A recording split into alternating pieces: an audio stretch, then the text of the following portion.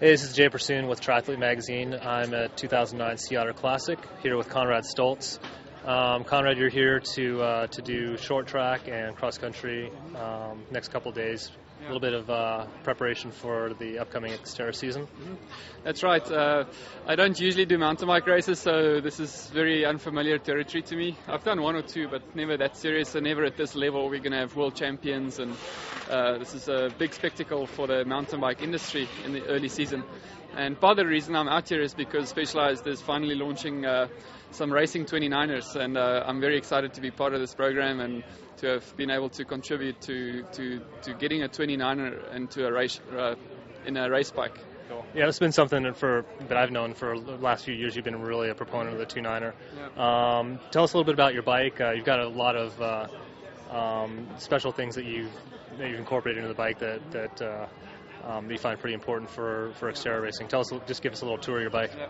Okay, so to start with, this is an Epic, which is basically, we took the 26-inch Epic bike and reduced it to the 29er. Okay. So we steepened the angle, the seat angle, and we steepened the head angle as well, so the steering is a lot more nimble, and it's a lot more a race feel than the stump jumper, which I've been riding the stump jumper the last couple of years, and it's a great bike to ride, but not quite up to race level, and the bike was also a bit heavier. This year the bike is lighter. It's still aluminum, it's not quite carbon yet. Yep. There's a 29-inch hardtail which weighs in at 20 pounds, full carbon, which is very light. But I think we'll have to wait another year before we see this bike in carbon fiber. But obviously the brain suspension is very important.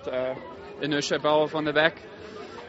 Reads the terrain. If it's flat, smooth terrain, the bike is completely locked out. It's a hardtail, a rigid bike, and then when the moment you hit bumps, it becomes active. And to me, that's super important. It especially suits my riding style. I like sitting down and just powering through rough terrain. And I also think it suits Xterra racing, which is a time trial effort. So you get on the bike and you ride a consistent effort throughout the race, whereas mountain bike racing is a little different, you know.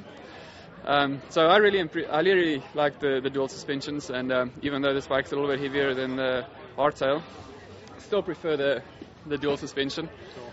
You've got some carbon wheels on there, kind of offset a little bit of the weight. What's your feedback on those, the edge wheels? Well, these edge wheels are super strong. People think carbon is not always as strong, but these wheels are definitely stronger than aluminum or some of the other alloy wheels. I've been testing them quite a bit, and they're super strong and they're very light. Still a little hard to see tires sometimes. You have to huff and puff to get the tires up there. But these wheels are super reliable, and I've got some Chris King hubs on there, which is not the lightest hubs, but it's quality and good craftsmanship. Cool. And I like a bit of artistry in the bike, so it's nice to have something unique. Cool.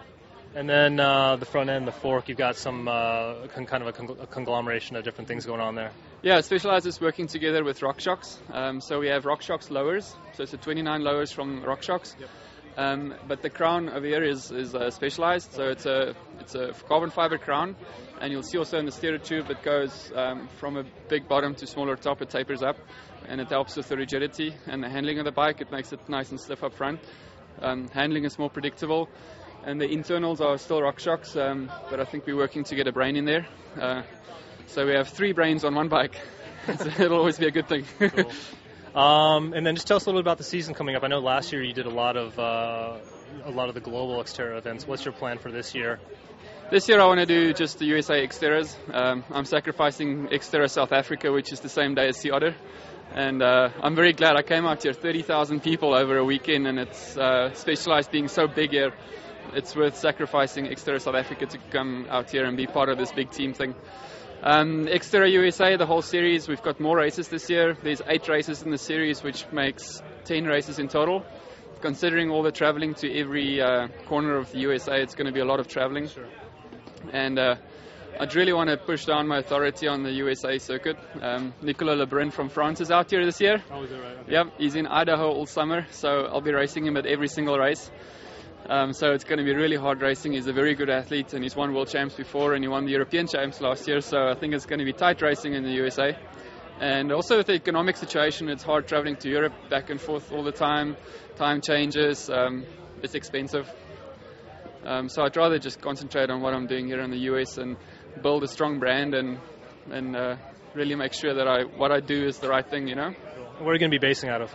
I'll be in Reno, Nevada this year. Yeah, good altitude, is good training. The town is not the most sporty town, but the environment is really nice. Cheap flights out of Reno Airport as well, and it's close to Morgan Hill, so I'll go to Specialized quite often and hopefully help with the next 29er. And some of the other products we've been working on, I've been very involved in tire testing.